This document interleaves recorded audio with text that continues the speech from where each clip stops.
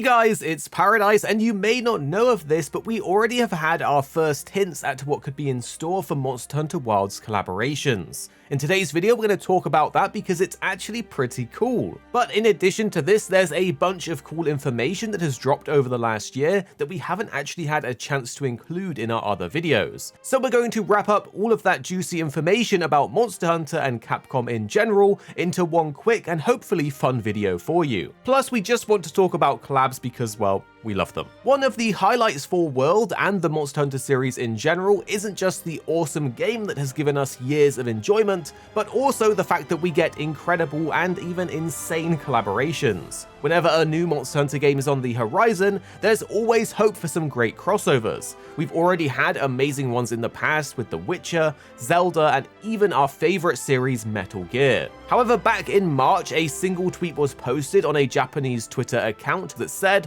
"Producer Yoshida says the quality of Capcom's Behemoth was so amazing that the Monster Hunter collaboration was a complete defeat. Higa-san says, let's collaborate with Wilds and release Bahamut next time." Now, for those that didn't get to experience it, one of the collaborations that occurred during Monster Hunter World was a crossover between Monster Hunter and Final Fantasy XIV. The content itself was actually a series of drops for both games, with Final Fantasy XIV players getting a load of goodies, including a massive fight against a Rathalos, while for Monster Hunter World players, we got a huge raid-style fight against one of Final Fantasy's most iconic monsters, the Behemoth, which at that time granted you one of the best armor sets in the game.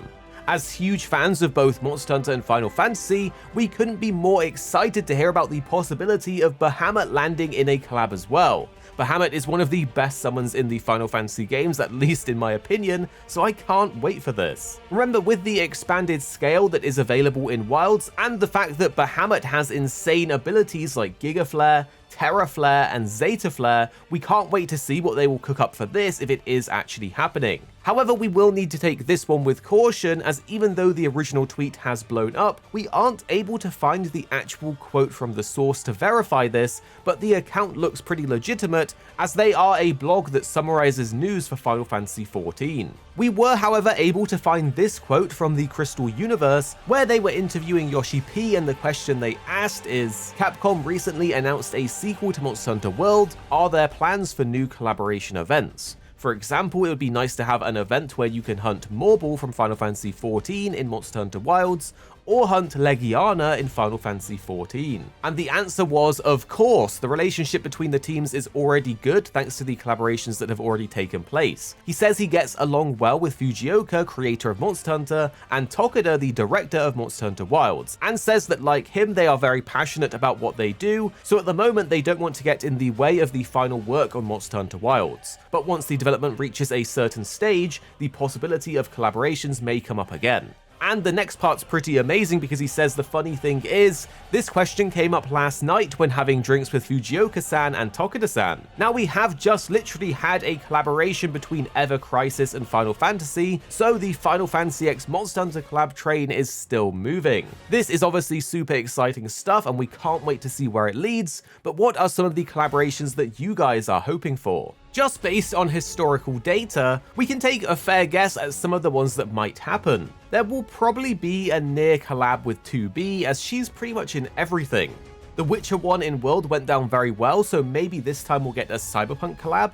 And of course, Astrobot as a Palico skin seems like a given, and then there needs to be something Xbox related, so maybe Master Chief and Captain Price with a light bowgun skin? We hope that one gave you a jump scare. Another piece of news that we had revealed is exactly what the TGS demo will be for the show, as Tokyo Game Show is going to be the big next news drop for Monster Hunter Wilds after all of the Gamescom stuff we just had. In a tweet, the Capcom team have stated that the demo for TGS will be the same demo that was at Gamescom, which is a bit disappointing as it would be great to get some more insight from a new demo. However, we are still expecting more information on Wilds at the Capcom Online program, which will be happening on the 26th of September, and commonly the flagship for the game is revealed around TGS, but we have had discussions with Rurokan about the possibility of them releasing the flagship at TGS, and Rurokan raised a good point, which is that Monster Hunter is more worldwide now, so they could be waiting for the Game Awards like they did for the announcement of the game.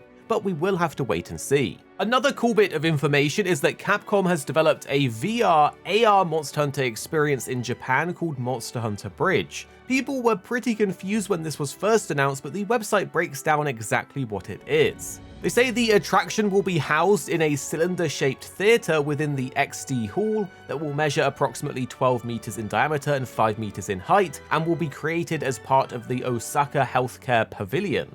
Capcom will exhibit Monster Hunter Bridge there by creating a space inside the XD Hall that projects the world of Monster Hunter in 360 degrees, utilizing transparent LED displays on the interior walls and ceilings, and projectors on the floor. The company developed new specialized AR devices for visitors that feature 105 degrees of visibility in order to create Expo 2025's most engaging experience. In addition, the company will enhance the immersion of the space by outfitting it with a multitude of speakers set behind the transparent LED displays, wrapping visitors in 360 degrees of sound, while vibrations from the floor are synchronized with the on-screen action. This sounds pretty cool, to be honest, and I don't know why we don't get stuff like that over here. This isn't the first time that Capcom have done something like this though, as they previously created a similar experience for Iceborne that showcased Velkhana. Players were able to visit the USJ theme and experience the world of Monster Hunter complete with actions for blocking and attacking.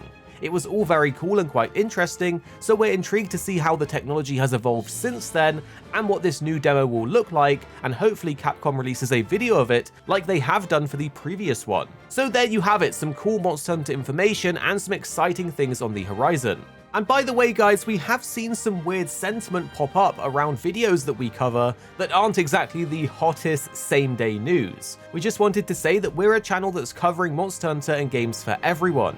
So not everybody is completely up to date on every single piece of news, and not everyone is in the Monster Hunter meta, and even for other games, so sometimes we feel when it isn't a topic that we have covered, if our schedule is packed out or many people may have missed out on it, then we'll cover it later. And sometimes we just want to talk about these things because we're personally excited for them. So we hope you can be understanding and give us a little bit of leeway and room to cover some topics that we're trying to catch everyone else up on. And so make sure you're subscribed below because we will have more videos on your favorite games coming very, very soon.